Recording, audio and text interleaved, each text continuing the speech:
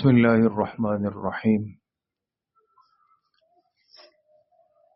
الحمد لله وكفى وسلام على عباده الذين اصطفى، خصوصا على سيد الرسل وخاتم الأنبياء وعلى آله وأصحابه الأتقياء. أما بعد فأعوذ بالله من الشيطان الرجيم. بسم الله الرحمن الرحيم. وننزل من القرآن ما هو شفاء ورحمة للمؤمنين ولا يزيد الظالمين إلا خسارا. وقال رسول الله صلى الله عليه وسلم: أشراف أمتي حملة القرآن وأصحاب الليل. صدق الله وصدق رسوله النبي الكريم. اللهم صل على سيدنا ومولانا محمد وعلى آل سيدنا ومولانا محمد وبارك وسلم. اللہ رب العزت کا بہت بڑا کرم اور احسان ہے کہ آج اس مجلس میں ہم سب جمع ہیں، جس مجلس میں اللہ پاک کے کلام کو شروع سے لے کر آخر تک مکمل تلاوت کیا گیا، اور اس مجلس میں اللہ کے اس کلام کی تکمیل ہوئی، اور کلام کی تکمیل تراویح کے اندر ہوئی، اور تراویح باجماعت پڑھی گئی اور رمضان کی مبارک راتوں میں پڑھی گئی۔ اب آپ خود بتائیں دوستوں کہ کتنی ساری سعادتیں اور خیریں اس مجلس کے اندر جمع ہو چکی ہیں، لیکن ان ساری باتوں پر ایک بات سب سے زیادہ غالب ہے، اور جو غالب بات ہے وہ ہے اللہ پاک کے کلام کو پڑھنے والے حافظ صاحبان نے پڑھا ہے، سننے والے سامعین نے اپنے کانوں سے سنا ہے۔ قرآن کریم اللہ پاک کی وہ کتاب ہے کہ جس کے ساتھ کسی بھی قسم کی نسبت، جس کے ساتھ کسی بھی درجے کا تعلق انتہائی انسان کو قیمتی بنا دیتا ہے۔ بہت ساری چیزیں اس دنیا میں ایسی ہوتی ہیں کہ جو قیمتی ہوتی ہے، لیکن اس کا قیمتی ہونا کسی خاص فرد کے ساتھ جڑا ہوا ہے۔ اس کی ایک سادہ سی مثال آپ ساتھیوں سے عرض کروں۔ آپ احباب نے دیکھا ہوگا کہ ہر شعبے کی ایک وردی ہوتی ہے، ایک یونیفارم ہوتا ہے نا؟ جو شخص پولیس میں چلا جائے تو پولیس کی وردی الگ ہے، ایک فوجی کی وردی الگ ہے، ٹریفک پولیس والوں کی وردی الگ ہے۔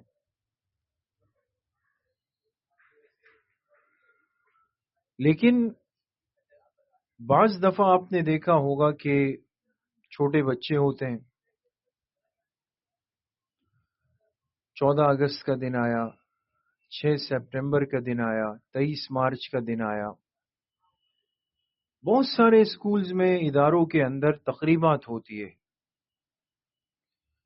وہ آپ کے بچوں سے کہتے ہیں، آپ کو ایک سرکولر آتا ہے، ایک پیغام میسج آتا ہے کہ کل آپ کے بچے کے اسکول میں 6 ستمبر کی یوم دفاع پاکستان کی نسبت سے ایک تقریب ہم نے رکھی ہے، اور اس میں ہم نے مختلف پروگرام رکھے ہیں۔ آپ کے بچے کو اس میں ایئر فورس کا ایک فوجی بننے کا کردار دیا گیا ہے۔ میری بات سمجھ میں آ رہی ہے دوست؟ یہ وہ چیز ہے جس مرحلے سے ہم سب گزرے ہیں۔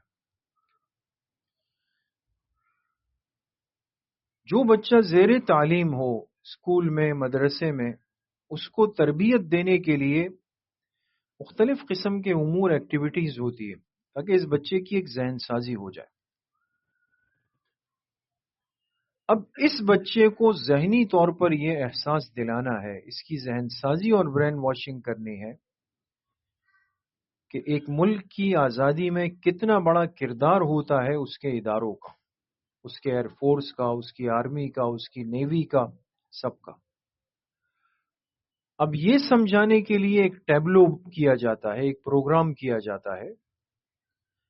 ایک بچے کو پاکستان آرمی کے فوجی کی وردی پہنا دی، ایک کو نیوی کی پہنا دی، ایک کو ایئر فورس کی پہنا دی، ایک کو پولیس کی پہنا دی، ایک کو رینجرز کی پہنا دی. یہ سب چیزیں ہوتی ہیں نا.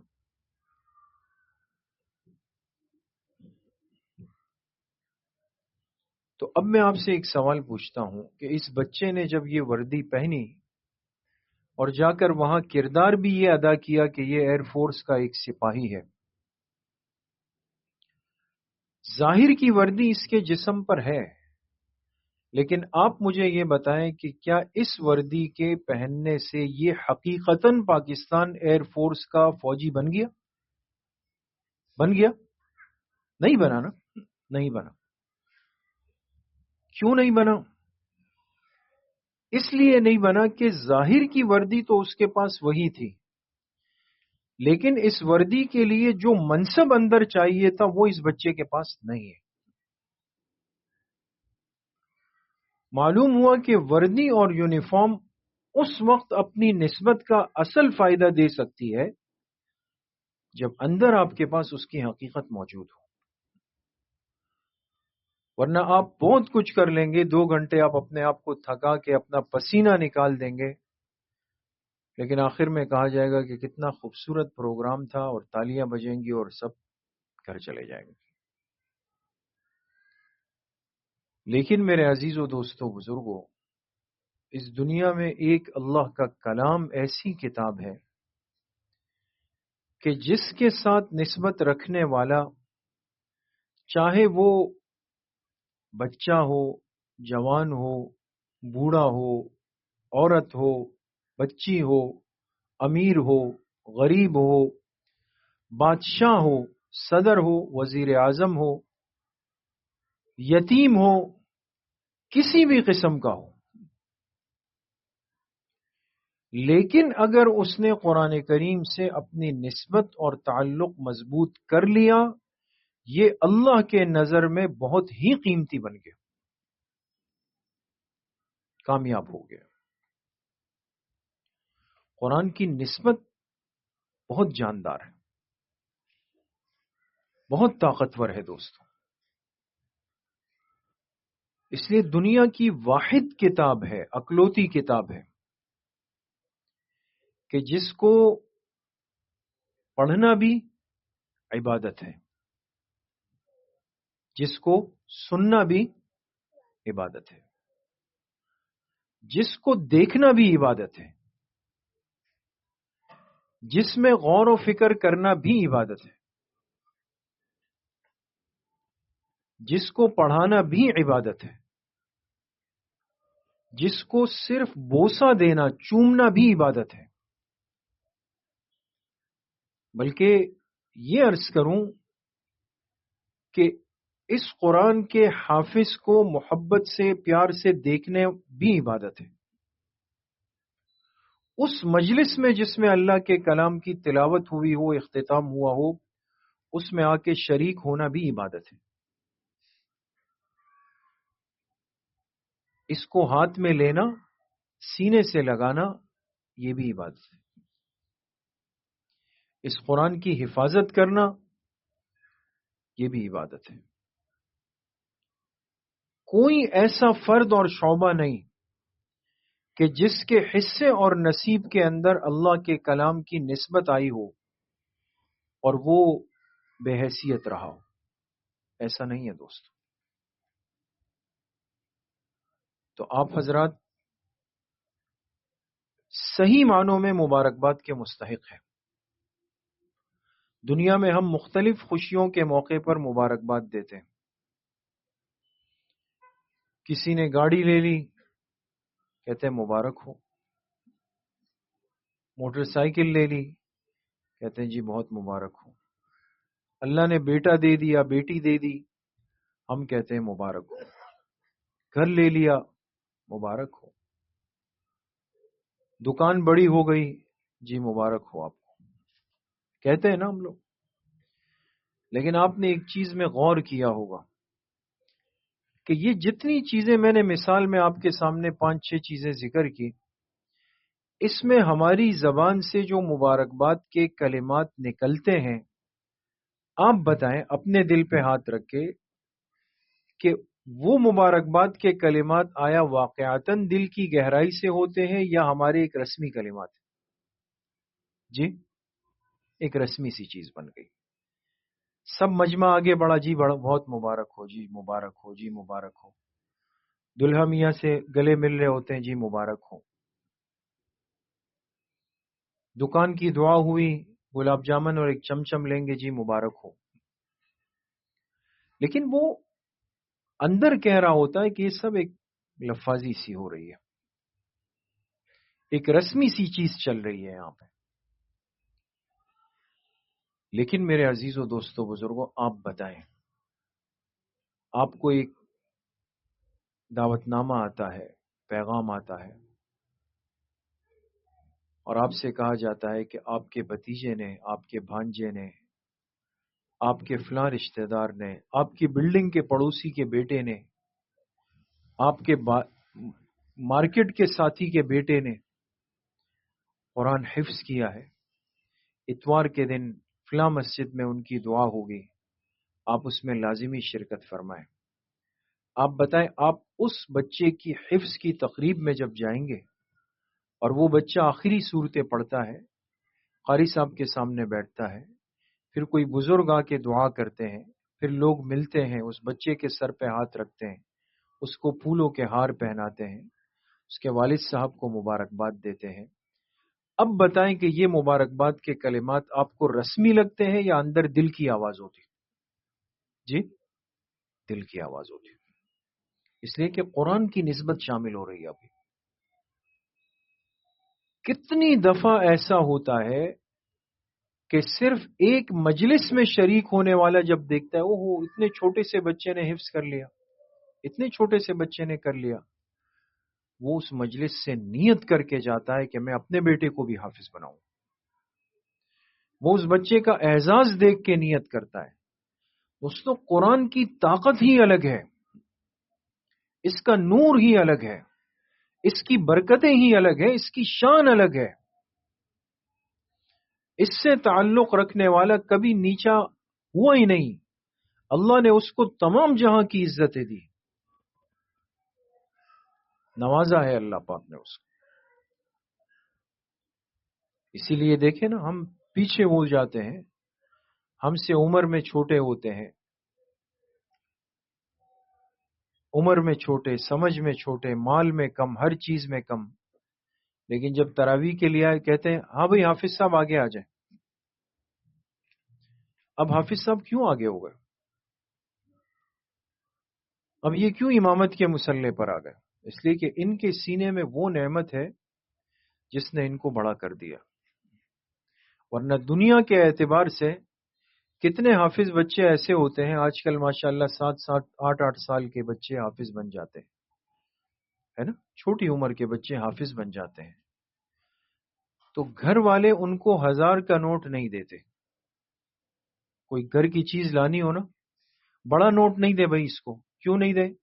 کہتے ہیں کوئی باہر جا کے بنا دے گا اس کو، یار اس کو آگے پیچھے کر دے گا. 1000 کا نوٹ دینے میں اس بچے پر اعتماد نہیں، لیکن تراویح کے مسلح میں لانے میں سب اس کا انتظار کر رہے ہیں. کوئی تو وجہ ہے نا، کوئی تو فرق ہے. اور وہ فرق یہ ہے کہ اس کے سینے میں اللہ کا کلام محفوظ ہو چکا ہے. آج اگر دنیا میں حافظ کی اتنی عزت ہے کہ سب اس کو اپنے مسلح کا امام بنانے پر، اس کے پیچھے کھڑے ہونے پر، اس کے اللہ اکبر پہ جھکنے پر، سجدے میں جانے پر ہم سب تیار ہیں. اس دنیا میں ہم نے اس کو اتنی عزت دی ہے، قیامت میں اللہ پاک ان کو کتنا نوازیں گے. اور صرف ان کو نہیں، ان کی برکت سے ان کے والدین کو بھی. ان کے والدین کو بھی نوازیں گے۔ تو آپ حضرات بہت مبارکباد کے مستحق ہیں کہ آپ نے تراویح کے اندر اللہ کے اس کلام کو سنا ہے، اور آج انسان کا ایک مزاج بنتا چلا جا رہا ہے کہ اپنے لیے سہولت کی، راحت کی راہیں ڈھونڈتا ہے۔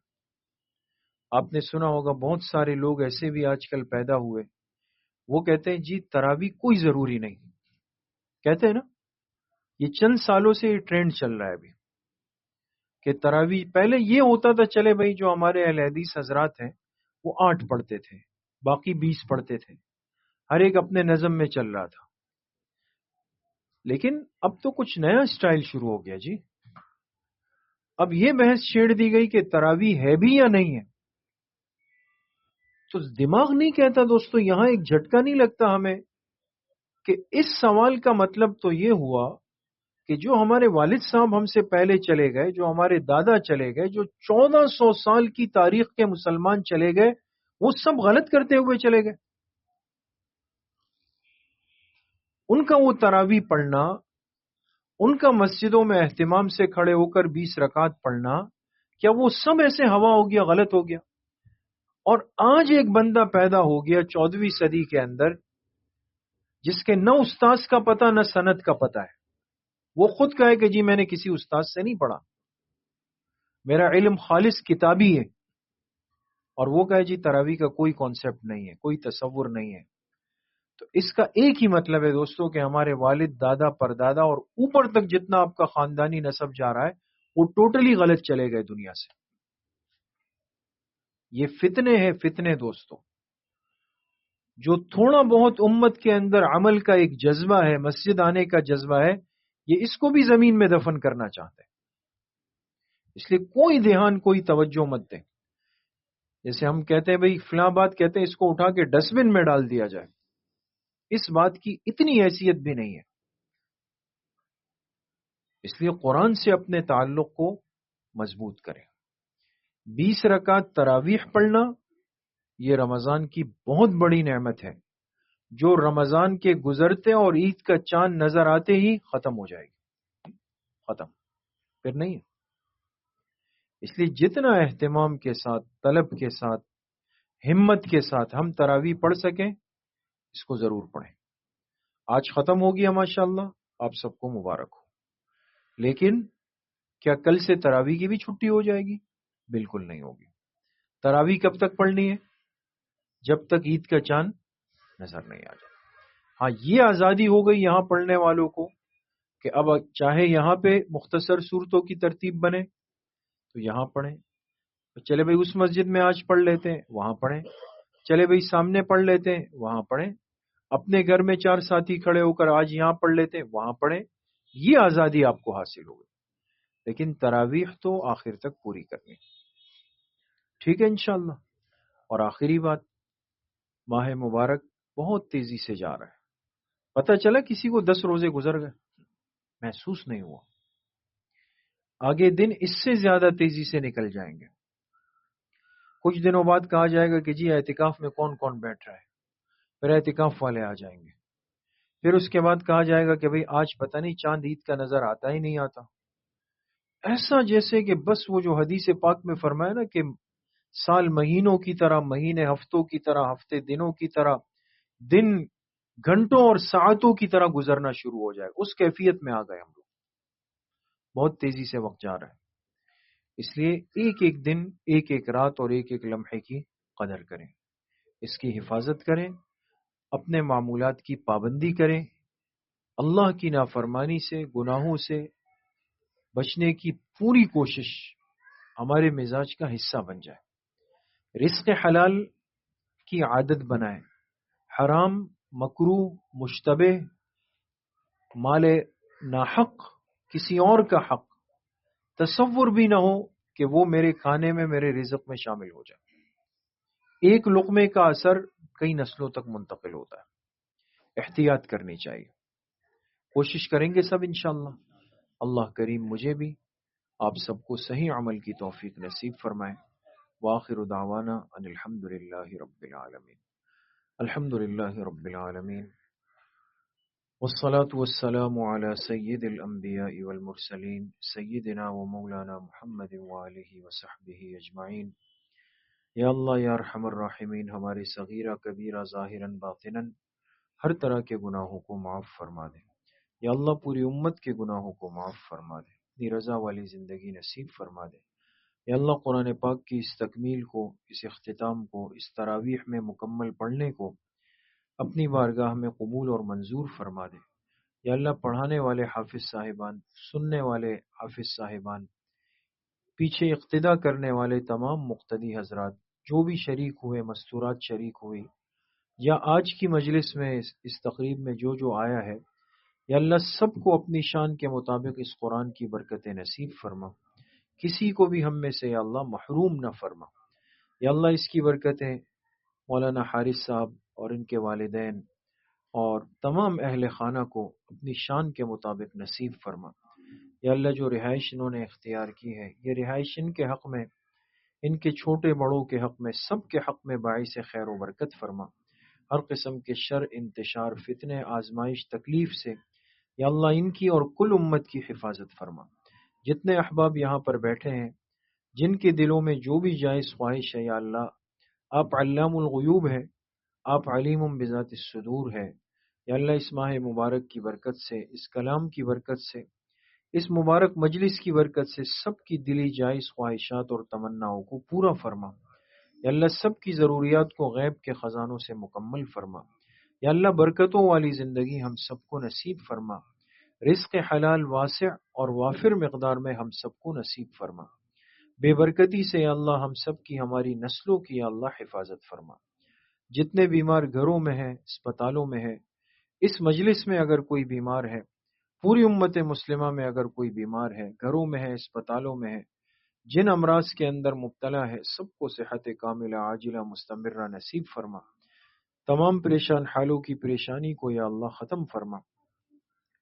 کل امت مسلمہ کے مرحومین کی یا اللہ کامل و مکمل مغفرت فرما. سب کے درجات یا اللہ بلند فرما. ہم سب کے مشفق اور سرپرست حضرت مفتی قاسم صاحب نور اللہ مرقدہ، جو ان مجالس کی زینت ہوا کرتے تھے، سرپرست ہوا کرتے تھے، آج ظاہراً ہم میں موجود نہیں، لیکن یا اللہ ان کی تربیت سے یہ سارے بچے تیار ہوئے اور آج اس مقام پہ پہنچے ہیں. یا اللہ ان کی قبر کو جنت کا باغیچہ فرما. یا اللہ ان کے درجات بلند فرما. تمام امت مسلمہ کے مرحومین کی یا اللہ کامل درجے میں مغفرت فرما. مرنے سے پہلے یا اللہ موت کی بھرپور تیاری کی توفیق ہم سب کو نصیب فرما. ایک ساتھی بھائی وسیم کی والدہ فوت ہوئی ہے، دعا فرمائے اللہ ان کی کامل اور مکمل مغفرت فرمائے. اللہ ان کے درجات بلند فرمائے. ہم سب کا خاتمہ بالایمان و بالخیر نصیب فرما. ہماری دعاؤں کو اپنے فضل و کرم سے، فضل و رحمت سے اپنی بارگاہ میں قبول و منظور فرما. وصلی اللہ وسلم علی نبینا محمد وآلہ وصحبہ اجمعین.